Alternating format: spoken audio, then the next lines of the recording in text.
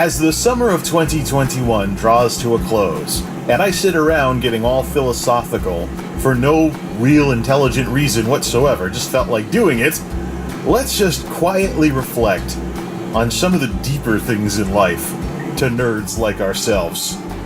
Like how easy it is to end up in a situation where you're a big fish in a small pond. In this case specifically, I managed to pick up the entire Pictech mouse catalog before the brand got 404'd off of Amazon. Now, I'm no stranger to budget gaming mice that you'll find on Amazon in some corner of the site somewhere, but this is the first time I've ever picked up an entire one of those Amazon brands as catalogs, even though the brand has since been 404'd ever since. There were 3 SKUs of Pictech mice. There was the almost but not quite a laptop mouse, there was the mid-range mouse, which turned out to be my favorite, and then there's the hand Cadillac, known as this one. So some of you folks that were paying attention may remember that this mouse, the last time I had a mouse like this, it conked out and it shorted out and it started shorting out USB controllers.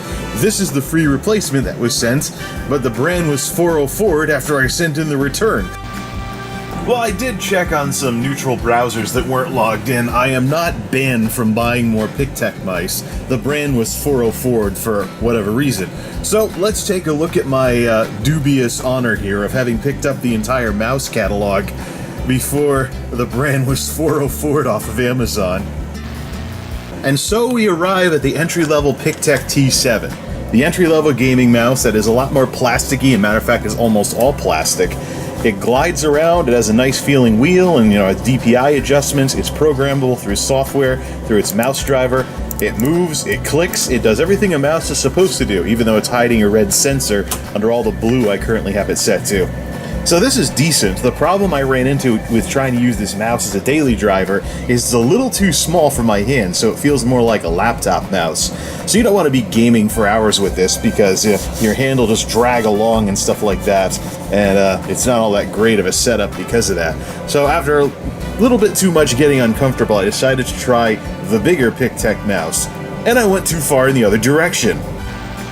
The top of the line Pictech mouse is what I call the hand Cadillac. Your hand just cruises around on this thing. There's even a little thumb cave for your thumb, stuff like that along the side.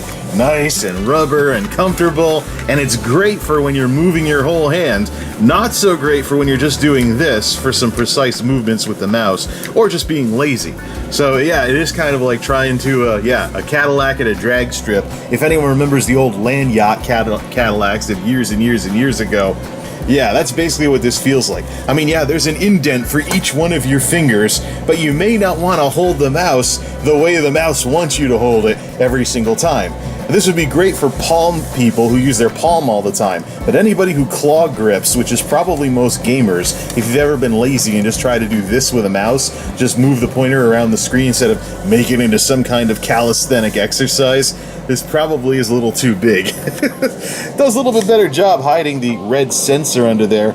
You can still see it turn pink a little sometimes from time to time. Pretty decent mouse, but it is huge. A little too huge for my tastes. And lastly, we have the mid-range mouse, which turned out to be my favorite, and a one that a lot of the Amazon brands, like Habit and Redragon, have something similar to. It's kind of like a cheap knockoff of some kind of, Razer mouse or something, but it's got the RGB lighting, it's got the look, I can set it to blue, it does kind of hide a red sensor somewhat. You can actually see a little bit of red when you move the mouse if you set the colors to blue.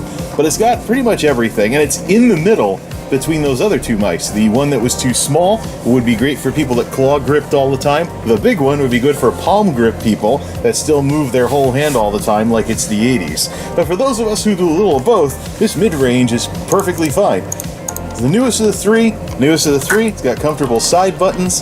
It has comfortable side buttons. It doesn't have any. Oh, it does have an extra fire button on the side, which defaults to triple clicking. That I can't really find a good use for it because you have to really stretch your thumb to use it. Maybe this would be good to set for like a very low DPI type thing, similar to the Logitech G. But overall, the mid-range Pictech mouse turned out to be my favorite of the 3. Now, the whole brand's been 404'd from Amazon, so who knows? Maybe we'll see another brand come along with a similar looking mouse, but with some different brand name on it. Oh well. Anyways, that's my big fish in a small pond moment for today. I picked up the entire PicTech catalog of cheap gaming mice right in time for the brand to be 404'd from Amazon. Woohoo!